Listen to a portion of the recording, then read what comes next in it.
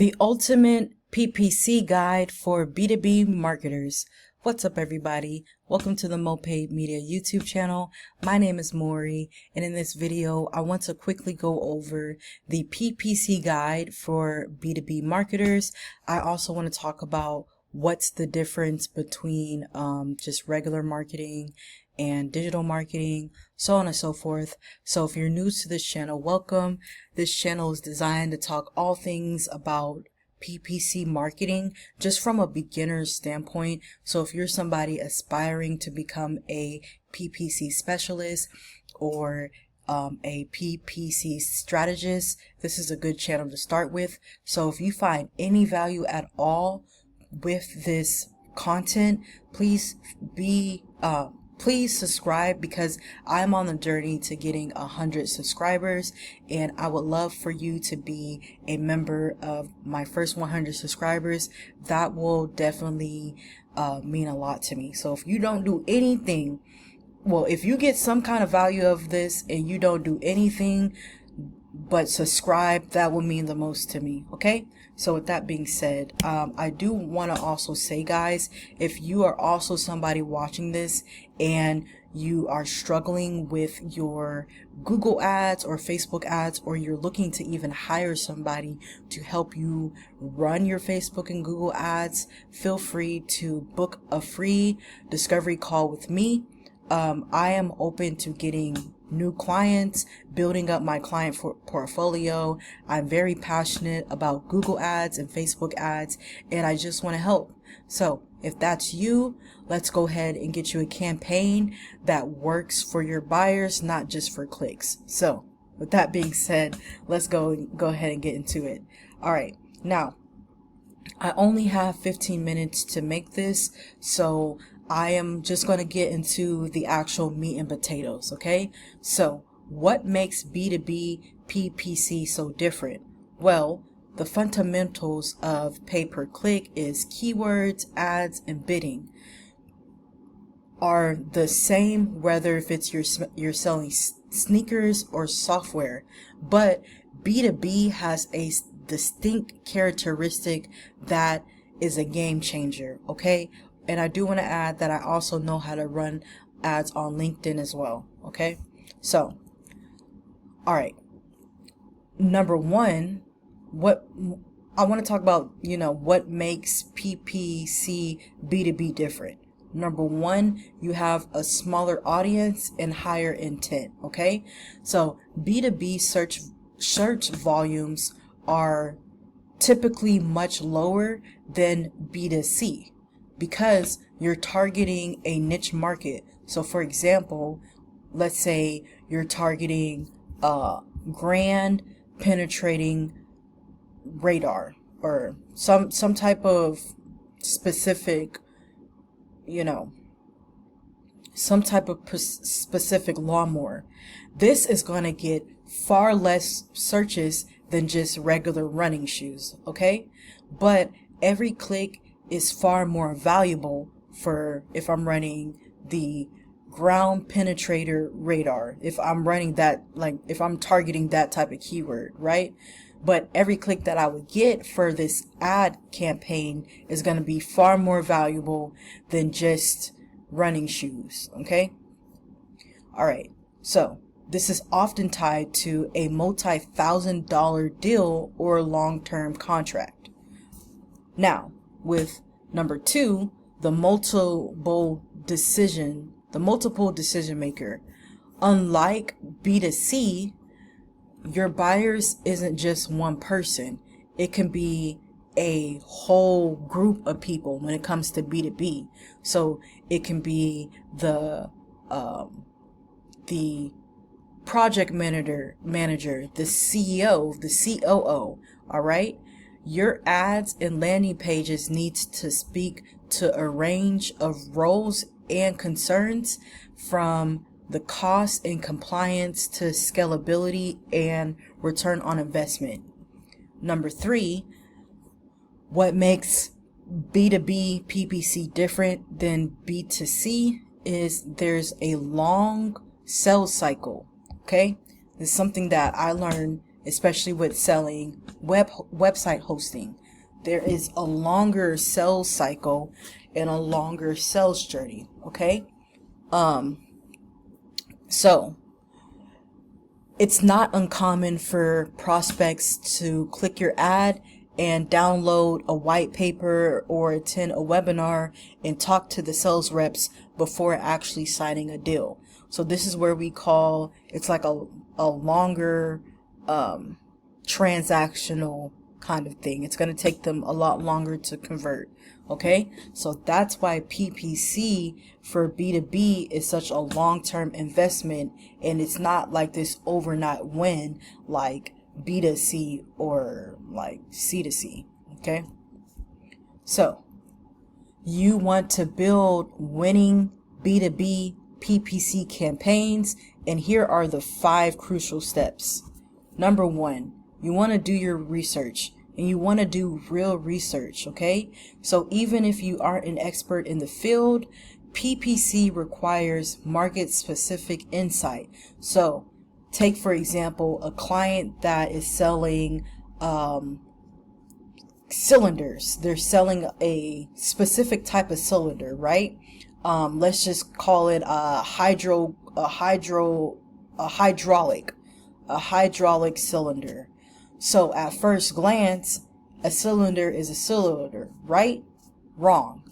One client sold only the tied rod cylinder, but accidentally bidded on terms related to welded cylinder.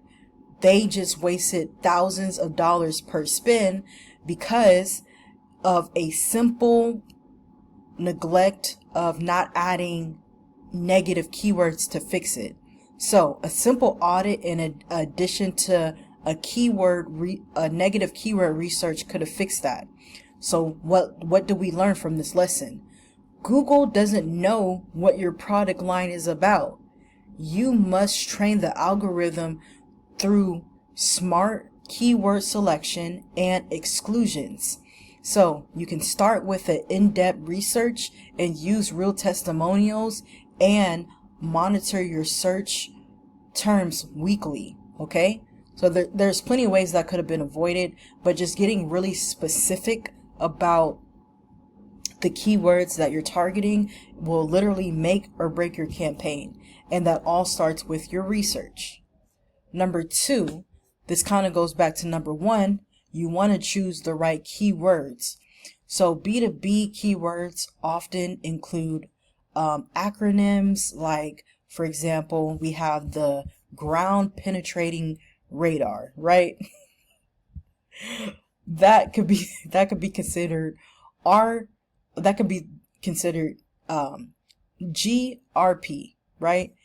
Also, a lot of B2B keywords have model numbers. That's like TX2500 cylinder. We also have the industry specific language, which is like, for example, SaaS, onboarding software, construction grade sensors. All right. We also have the role-based phrases, for example, IT security solutions for finance teams. All right. And then last but not least, we have the intent signal, like supplier, vendor, platform, or partner. Okay, now I do want to add a pro tip.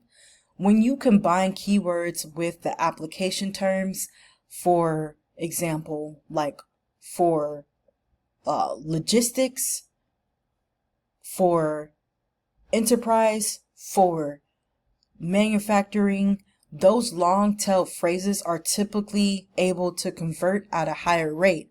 Also, do not forget to include negative keywords like jobs, free, cheap, do it your own. This helps avoid irrelevant traffic. So if you don't already have a negative keyword list, you should get one. Okay, number 3, you want to structure your campaign by funnel stages. All right, Now, you want to segment your audience and your ad group by buyer intent. So here's just like a simple funnel-based structure. So we have our funnel stage, campaign, sample keywords, and ad focus. Again, guys, if you're getting value out of this video, please be sure to subscribe. I make content like this all the time. So again, if you're getting value out of this, subscribe. All right, let's get back into it. So we have this, and for the sake of time, I only have about like 5 more minutes, and I still have quite a bit of content to get through. So just feel free to just take a screenshot of this. It's just about the funnel stages. Okay. All right, now let's go to the next slide. All right, you want to structure your campaigns by funnel stage. So it's very important to know where you're at. You do have the awareness, and then you have the consideration, so on and so forth. So let's see where I was at, because I kind of clicked off of my notes. But you want to write, you want to make sure that you are writing. Hold on. I think I skipped one. Okay. Guys, I'm confusing myself over here. Bear with me. Okay, you want to write specific ad copy. So you want to write B2B specific ad copy. So for example, you want to make sure that you structure your campaigns by the funnel stages.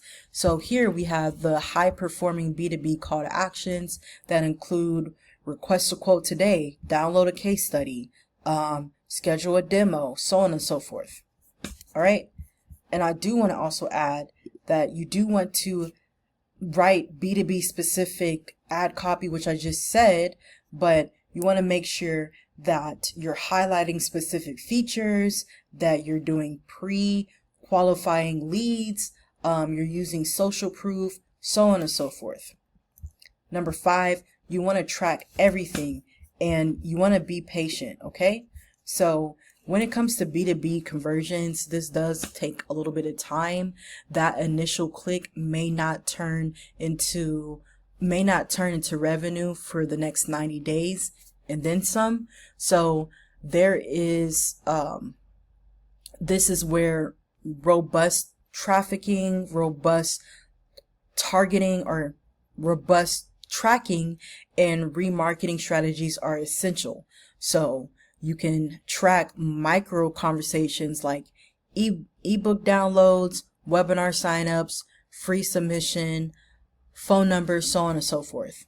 Okay. Now the way that you can do this is you can use Google Analytics, UTM tags, as well as CRM integrations to follow the full lead to the sales cycle. All right. You can always set up remarketing audience.